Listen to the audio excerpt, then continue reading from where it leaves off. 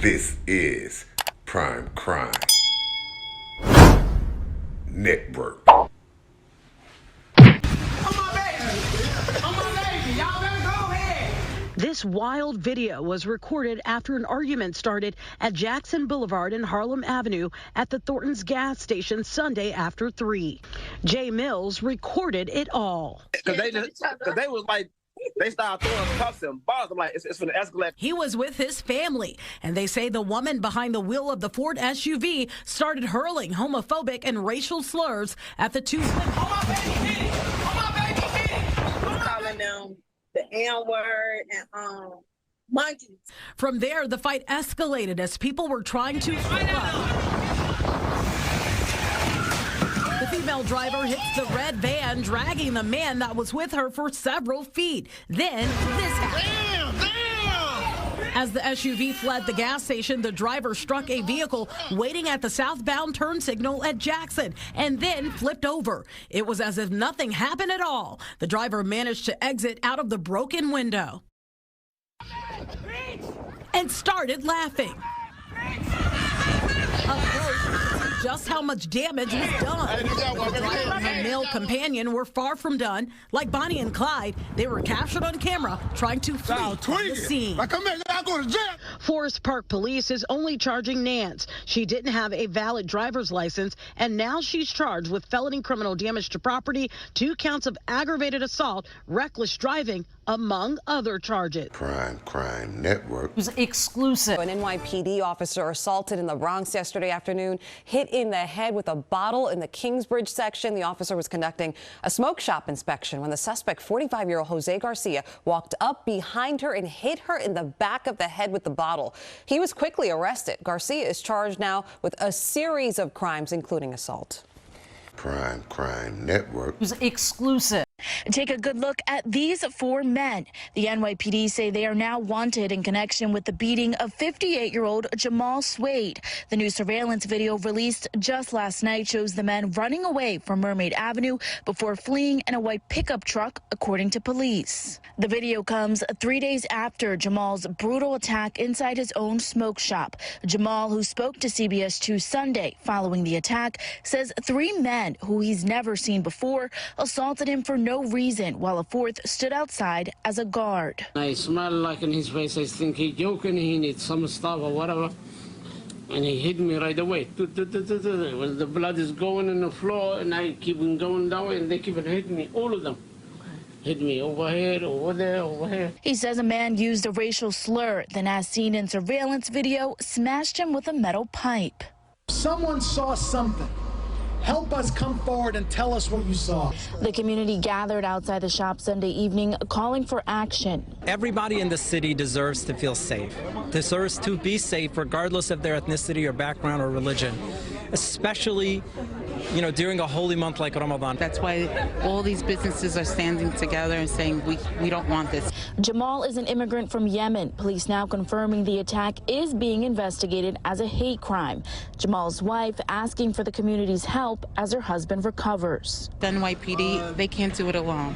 We need you guys as the media. We need the public at large to say, we know this guy, here he is. So I feel confident that NYPD will do their job as long as they get the support from the community. Now, no arrests have been made. If you know any information after seeing that video related to this attack, you're asked to contact NYPD's Crime Stoppers hotline. Prime Crime Network. It was exclusive. We just talked to the lieutenant on scene here. He tells us a man was shot 3 times in the parking lot of this Walmart on Yale Street in the Heights area. Now, what the lieutenant tells us, and you're seeing the scene right now, officers still here. They're surveying the scene and they're trying to see if they find how many casings and kind of just trying to figure out how exactly this all unfolded. Again, the lieutenant here on scene told us a victim was shot 3 times. All of this after a robbery, according to police. Now, they tell us a white SUV with 2 passengers stopped, tried to rob a man. The victim that ended up being shot, actually had a gun, defended himself. It started a shooting match. That's when, again, the victim was shot 3 times. I want to take you to a sound from a person that we talked to, an employee here at the Walmart. Take a listen at what he had to tell us about this tense moments. I heard like a few bangs, like it was so loud, like it just ricocheted all over, like through the walls, and I just seen like people running and screaming and crying. We also talked to another man who was actually in the parking lot. So that employee that you just heard from was actually inside, heard the shots from inside of the store. We talked to another man. He was in the parking lot. He saw the shooting. He tells us that he heard everything and didn't know what to do. He started walking toward it and he was like, what am I doing? Why am I walking toward this gunfire? Now, police, again, still hear that man, the victim. Of course, the big question, how is he doing? Police, everything they tell us right now is that he was taken to the hospital and again, shot 3 times. We don't know how he's doing right now. The 2 suspects in that white SUV, law enforcement don't have a specific description right now. They're working to get some more details. This happened within the last hour. So, of course, law enforcement have a busy night ahead of them trying to figure out what exactly happened here. After 3 months on the run, a man is under arrest and charged in a triple homicide in Homewood on New Year's Eve. Sources said that the police were looking at Ronald Steve and at least 3 other homicides, including the death of his own 4-year-old son. One of the victims in the triple shooter was Steve's ex-girlfriend, Nandy Fitzgerald. According to text messages detailed in an affidavit, Fitzgerald threatened to go to the police about those other homicides. The homicides took the lives of 28-year-old Fitzgerald, 28-year-old Tatiana Tahill, and Fitzgerald's son, 16-year-old Denzel Buddy Nowlin. But the police believed that Fitzgerald was Steve's true target.